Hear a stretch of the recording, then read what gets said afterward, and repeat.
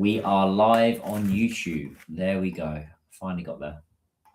So bear with me, guys. I'm just going to give my live streams a bit of a plug, and then we'll get straight to it.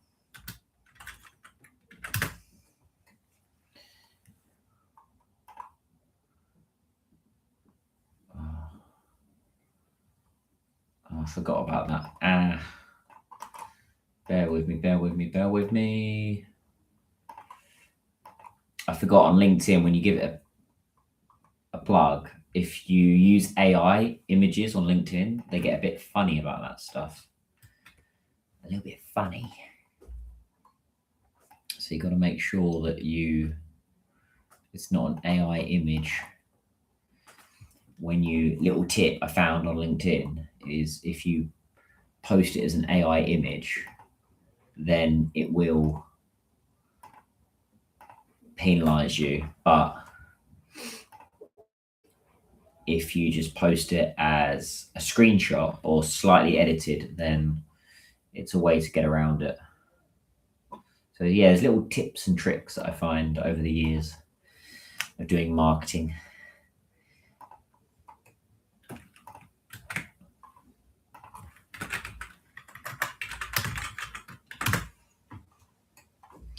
Okay, there we go. Cool. Right, we are there. I've given it a plug there. Hello, guys. Hello. Who have we got in the live stream today? We've got Joanne. Hello, Joanne.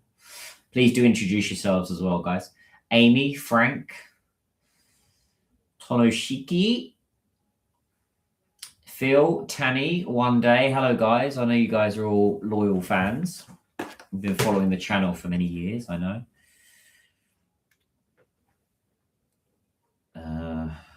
I'm going to try and make this a short and sweet one today. Maybe under an hour if I can. There's lots to discuss, which I want to go through. It's a bit late, this live stream today, because I've been full on today with a lot of work, and it's Chinese New Year, so I'm having to do Chinese New Year whilst working, which is not the best. And then I'm off to Macau this weekend to see Jimmy O Yang, the comedian. But I do want to get into, I'll wait a couple more minutes and then I'll get into, it's one of the most common questions I have every day from people, which is, what do you do in China? Which I will go through very soon. And boss, your Rolls Royce is parked. The keys are on your desk. I like that. I do look very Bondian, don't I? Very British today. This is my favorite outfit, I'd say. This all Borgi, actually. It's not actually British. It's Italian. I got this from a recent trip to Milan. I was in Milan and had a fabulous time. And managed to get a personal stylist for a friend of mine who looked at me and just said, right, I'm going to sort your style out. All right, I'm just going to give this a plug on the Instagram. Here we go. A lot of people do discover me through Instagram.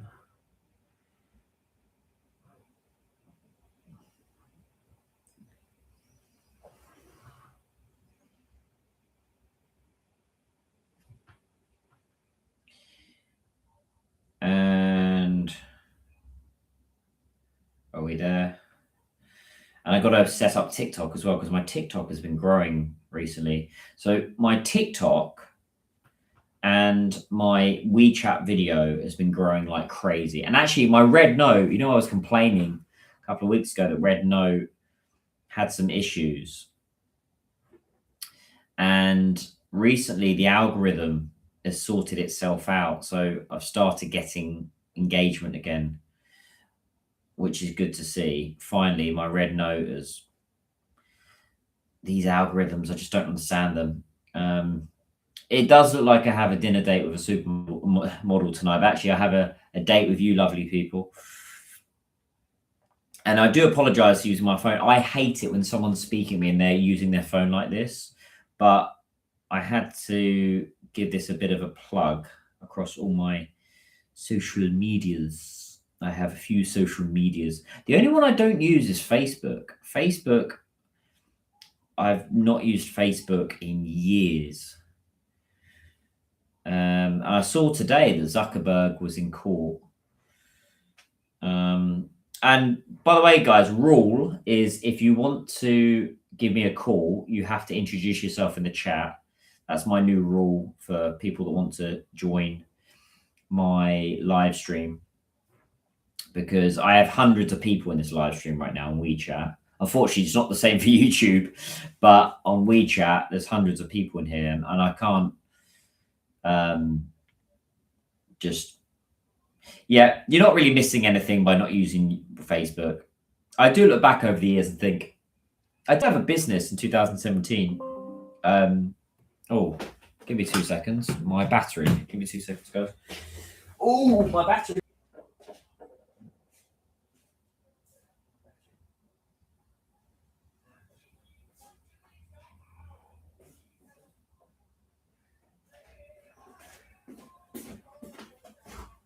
Hope this doesn't cut.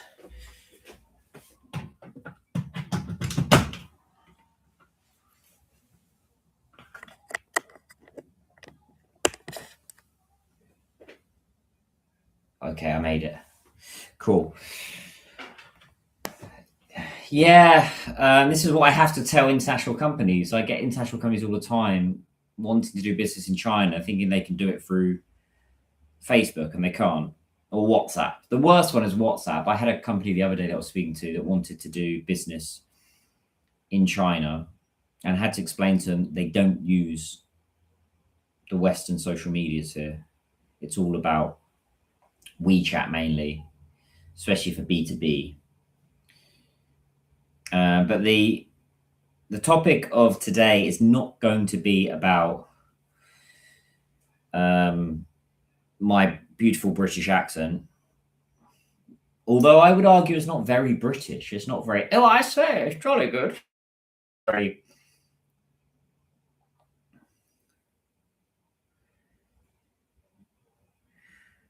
Tally ho, boys. Okay, right, we're there. Oh, wow.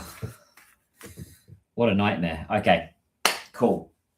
So I'm going to start from the beginning, which is every day I get people approaching me, asking me, what do I do in China? I've been living in China for over 10 years now. 10 years. And I'll start from the beginning, which is I first came to China in 2011. So I know that's 15 years, but I had some stints in the UK. That's why it's not quite 15 years yet. But I first came to China 2011. I was studying in Hong Kong and then did some traveling around the mainland during that time. So I went to Shanghai, I went to Beijing, Guangzhou, Chengdu, many different places in mainland China. And I saw the opportunity back then in 2011. I saw which is I still get companies to this day approach me saying, oh, we see the opportunity of China. And went through the education system. So I did my master's in China as well. I did it at Fudan University, Fudan University. I studied Chinese culture, the language, economy. It was like a China studies degree at Fudan. And what I do now, I'll get straight to it because I get companies asking me all the time. Essentially, I'm a bridge. I'm a China hand. So I understand how things work in China. I speak the language. My level of Chinese is conversational to business. You know, I'd say I can sit in a business meeting, but the odd word or the odd idiom, Chengyu, is going to get lost, of course, as it would if I speak with English people. So most of my clients are international companies, entering or already in China. These kind of companies have pain. So what I mean is they have issues with China. So their sales are they've never entered China before, so they don't understand China. Their sales are dwindling. They've got local competition in China. They don't quite understand the market. They've got an event or a expo coming up and they don't know how to execute it. So that's where I come in. Is I work with different partners, mainly in the West, that have really robust can support on marketing. So a lot of companies approach me saying they want more sales in China, and they think, oh, the solution to that is to get a salesperson. No, it isn't. That's later on. Ideally, if you've got a salesperson in China, solid man or woman that's got a great network and is specialized, that does help. But really, your first port of call when you do a business is you got to start with the marketing. You've got to promote yourself or your business or your products. You've got to see if there's anyone's going to bite to what you're selling. And marketing is always the first thing. A lot of companies get this wrong. They think, oh no, we'll try and get the sales first. No. Before you get sales, people have got to discover you, right? They've got to find out about you. Oh, hello guys. So I'm going to get onto the how to get money in a bit, but I'll say hello to some people. We've got some fans in here. Hello, Nina. Who else have we got? Skycy, Lee, Helen, Wendy, Shinshin, Hannah, Mind Like Water. I've not seen you in a while. Stephen Chow. Stephen's a good friend of mine. Carl, Julia, TCB, Phoebe, Larry, Gary. C. Hello, guys. I'm going to speak English for these purposes because, Happy New Year. Happy New Year. So the first port of call, the first step with China is marketing. And particularly when it comes to B2B, which is a market that I specialize in, companies that are B2B. What I mean by that is business to business. I still get people saying, what's B2B? To someone. So the way that a company can grow in China, the easiest way is through WeChat. And I had to explain this to a company a couple of days ago that we're still convinced that they don't need WeChat, which is complete madness. But you need to have a really solid WeChat ecosystem. So that is Weixin Shiping Hao, WeChat video, Weixin Gongdong Hao, WeChat official account. That is the business account. That is your face. That is where you produce articles. You have a menu bar where you can interact and connect with the company, in where you produce an article. But it's not really linked to, it's very different. WeChat is completely different. So I have to explain this to companies all the time, which I don't mind doing, but I bang on about WeChat all day long. So WeChat official account, WeCom, which is the new CRM. That's where you can house your clients, nurture them, send them information, and your sales can do the work. And then WeChat mini programs. So WeChat is an ecosystem in itself, right? It is. I don't like to compare it to WhatsApp or messaging, right? It's just messaging and pretty much it. You can't really buy anything or sell. There's no e-commerce in there. WeChat has everything. So I have to explain this to companies all the time. And because they think they can do business without WeChat here in China. It's just impossible. And the thing is about decision makers is they don't use email. They generally, the older generation will still use websites. So websites are really important. A localized Chinese website is key, and doing some Baidu SEO and some Baidu clever work is important. But WeChat is really the technology, the platform. You can also do webinars through WeChat, which work in China, but they don't really work in the West. Live streaming kind of is working now in the West, but WeChat is really where it's at. For B2C and other industries, sometimes we work with universities, student accommodation, private schools. Rednote, Xiaohongshu, and Douyin, Chinese TikTok works as well. But for B2B, maybe for some branding, but honestly speaking, for B2B, WeChat is where it's at. WeChat, doing some paid media as well is really important.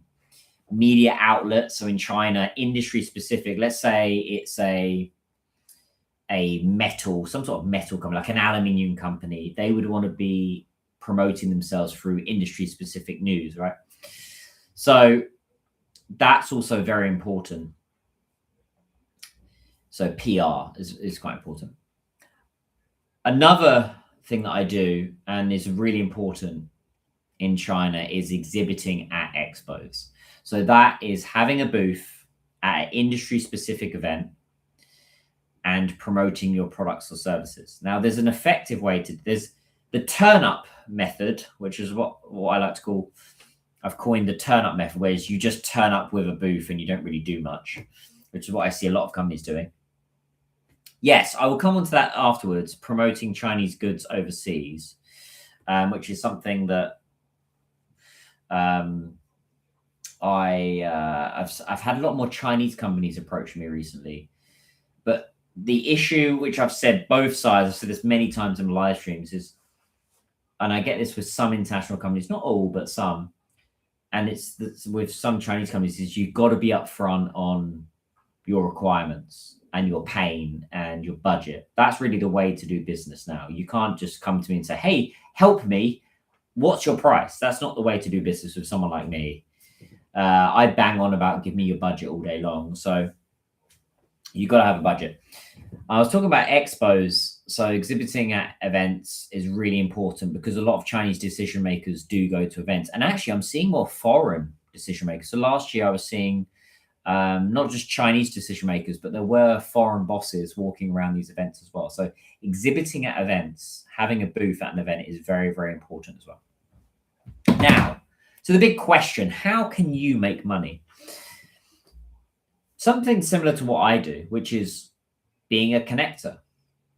All of you have a network, whether it's LinkedIn or WeChat or WhatsApp. So you've got a few days left. It's Chinese New Year. Look at your network. I would seriously be looking at your network and thinking, okay, how can I leverage this network? Who are the people with value? And I don't just mean people that have got money, but I mean people that are going to support you and what you do. I've got lots of those kind of people in my network. Message and say, hey, I need support on this. And it's very reciprocal. It's a two-way as well. How you make money isn't just like me. I make loads of money. I'm selfish, right? The way you make money, it's got to be a two-way street. You've got to help people. So being a connector, I think right now, there's a lot of international companies entering China. Vice versa, there's a lot of Chinese companies going overseas. So, and both sides need support. These Chinese companies going overseas, they also don't know what they're doing. They need help. They need to localize. So particularly, let's say I'm speaking to the Chinese audience here. The Chinese audience, if you have really good English and a great network, and you have high IQ, high EQ, and you're able to make deals happen, then broker stuff, get stuff going. I've had companies approach me saying, hey, I'm looking for a distributor, or I'm looking to do marketing in the UK. A lot of you could help with that kind of stuff. So I think that's a big opportunity right now, but you've got to make it happen. The old system of just applying for a job, sending your CV off, that's dying now. You've got to make stuff happen for yourself. And WeChat, I would say, is the easiest way. And for the Western audience, your network through WhatsApp and LinkedIn is the way to go. So the way you make money is through your network. It's having that. I don't like to use the word guangxi because I really don't like that word. Because I think that it's it's quite a flawed concept that if I do a favor for you, maybe you'll do a favor for me in the future. No, my network doesn't do that. We're constantly giving each other favors and referrals, and that's true guanxi. There's two types of guanxi, two types of relationship building. There's they help you, and it's very transactional, quickly, and it doesn't always have to be money based. It can just be support, and then which is like, I do a favor for you, and then I don't hear from you for years, and maybe you'll come back in the future.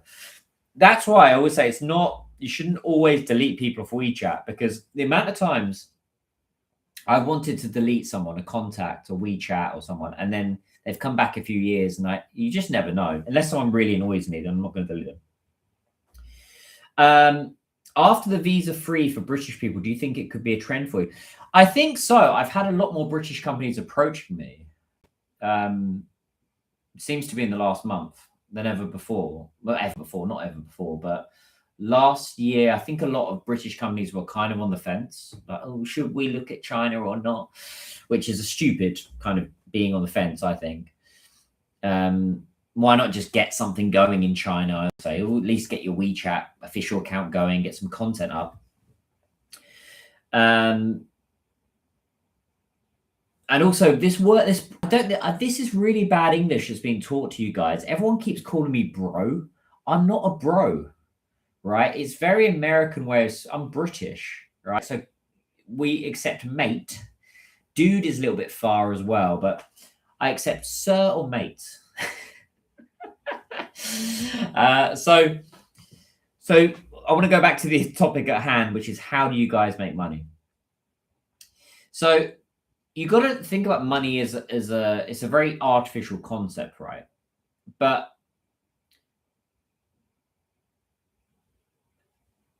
I don't think you say so. Hold on, but I think you can do reselling business. Yeah, that's kind of what I'm doing. Like I'm brokering deals, so that's a good way to make money. Is you broker deals between. I didn't scratch my nose because I'm lying or because I'm nervous. It's because I literally had an itch there. Brokering deals between companies, because lots of companies have got pain. So, and you can utilize AI nowadays. A big pain that companies have is lack of leads, right? Lack of sales. So if you've got a network that is looking for what that company is offering, then why not just connect the two, right? There's so many ways for you to make money, and you have to keep reinventing yourself, right? I also, something I haven't mentioned is I have a social media account. So this is actually a Chinese. I always make the joke. This is the Chinese social media face. This is not an Instagram or a Western face. My content doesn't really blow up in the West, but in China it does. So social media in China, I think, is a lot easier to scale. It's quicker. You get more engagement. You can go from 0 to 1 overnight. But in the West, scaling things like TikTok and Instagram, and it takes time. This is why I'm always surprised international companies. You're at an unfair advantage if you come to China, because you're offering something that Chinese decision makers want, or if it's B2C consumers. So, thank you guys. Thank you. I see there's lots of gifts flying in here. Thank you so much. Appreciate it. Sorry, I've been rattling away. So I appreciate the gifts. I'll speak a little bit of Chinese. And there's, I'm not American though, I'm British. So when someone calls me bro, it's kind of like I get a bit squirmish, bit shiver down my spine. So the easiest way to make money right now is really putting deals together, I would say. But you've got to have a good network, and a lot of people don't have a good network, right? I've always got someone in my network that I can reach out to, rely on. And if you don't have a good network, the way that you build a network, a lot of my network has come from my videos that I produce, from my content, introductions, going to networking events. If you're someone that hasn't been to an event in a long time, then it's important to get out there and show your face, meet people. So that's another way. So this is not a live stream for learning English. We're talking about business. Where's the opportunities with China right now? So the big opportunity is B2B, and for international companies coming to China. For Chinese companies, I think there's more opportunities with B2C coming to going overseas, and really where the opportunities are for I think for Chinese companies is UK, Europe, Middle East, US, Southeast Asia. So that's Singapore, Malaysia, Vietnam. And that's something else I wanted to mention actually is recently I built some partners in Southeast Asia that are doing kind of what I do here in China, but they also do things like distribution. So I touch a little bit of distribution in China, but when an international company comes to me and says, I want a distribution model, it just doesn't work in China. You've got to start with the marketing. You can do distribution, but a lot of international companies, they rely on their distributors too much in China. And no, and by the way, you cannot make money teaching English, right? A lot of people say that. They're like, you'd be a great English teacher. I did that in my early 20s. There's no money in it. Do you meet many? So this is one thing not to do is being an English teacher. You will not earn millions being an English teacher. Partly because I don't think, I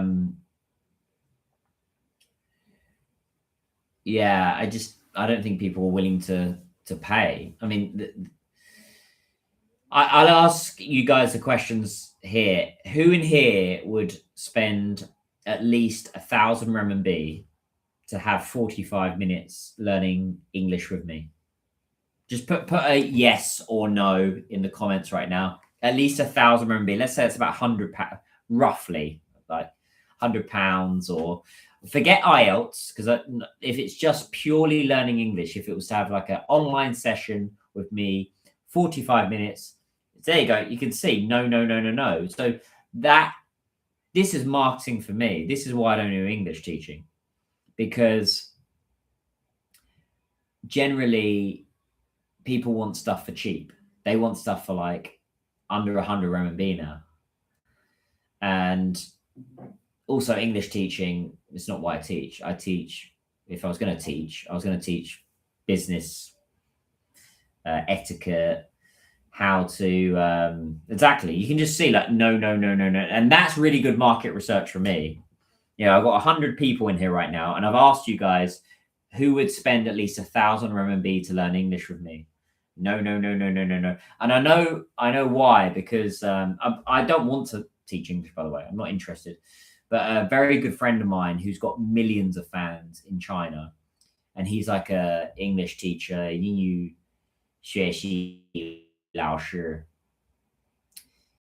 He was finding it challenging to find anyone that was going to spend that kind of money. So that's exactly why I don't teach English, right? Because no one's willing to pay for it. And actually, I don't think I'd be very good at it. I think I'm better at teaching other things. I think to really be an English teacher, you have to be very good at it. I speak English, but to teach English, you have to have a real method. So back to the topic at hand, which is business. The biggest opportunities right now. So this is the other thing, being a distributor. Whenever I hear that D word, distributor, I just, oh God, because you should be thinking about the M word, which is marketing. Marketing is more important than distribution. You can work with distributors all you like in China or in the West if you're a Chinese company going overseas. But if no one knows about you, if you don't have any online positioning or any marketing, then it's going to be very difficult to do any business. So yeah, everyone wants something that offers great value for that money. Yeah, true. But working with me, you're going to get great value. You're going to get delivery. You're going to get transparency. My face is everywhere. I'm not running away. I live in Shanghai. Come find me. So, so yeah. Then another way I think is building your own personal brand. So I've built my own personal brand here in China. I've got kind of two personas. I've got the Bai De Han funny British character that's a cross between Mr. Bean and James Bond that I've created. And then I've got the more like Daniel me, the more professional Daniel, which is I guess more my LinkedIn persona. That's more close to me. That's the other side is more the comedian side. Is really you building out whatever expertise you have as a person, and there's a lot of people out there with a lot of expertise that people just don't know about. Is you translate that to the screen. So you do videos, you do live streaming, you do photos, you do content. Content is king. So Alex Hormozi talks about this is you just got to get at least something up every day, whether it's on your WeChat moments, your Pungo trend, or your TikTok or your WeChat or WeChat video. You've got to get content up because people forget about you and people are distracted on their phones, and algorithm is king as well. So the more engagement you get, the more people know about you. So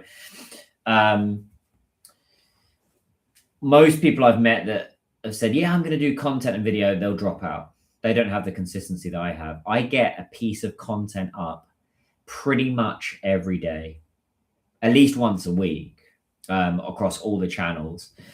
I could probably do better on my Chinese social media. I don't get enough up on Weixin Shiping, Xiaohongshu, Douyin, because most of my clients are in the West. Most of my clients are Laowai, are foreigners.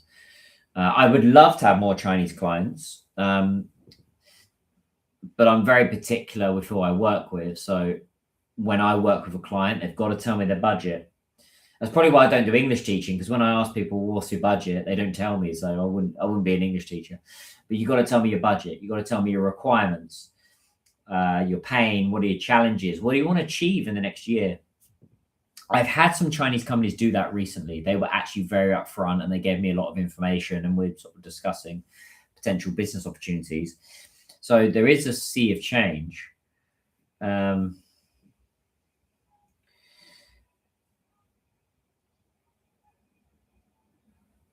Yeah, so I don't do all this by myself. I work with partners. I've got Chinese partners I do all this with. I couldn't do this. I'm not a one-man band. I do work independently, but I also work with teams. So kind of leverage really solid commercial Chinese teams, and then they do the execution. So if you want to contact me, because there's lots of people messaging, how do I contact you? Message me directly through WeChat. But when you introduce yourself, introduce who you are, where you're from, what you do, what's your problem? So what's your pain? What are you looking to do? What's the business you're looking to do? Which markets? What's your requirements? What's your challenges? What does success look like in the next year? What's your budget? That's the most important question. What is your budget? Because if you don't have money, if you don't have budget, why are we talking, right? It's have to be harsh, because I've had a lot of time wasters in the last 10 years of doing business. So you've got to be very upfront with what you're looking to achieve, right? And what your budget is. What resources do you have right now? These are the questions that I want to know when I speak to someone. I'm not just going to speak to someone and they say, what do you do? Okay, how much? That's like the worst thing you could say to someone like me.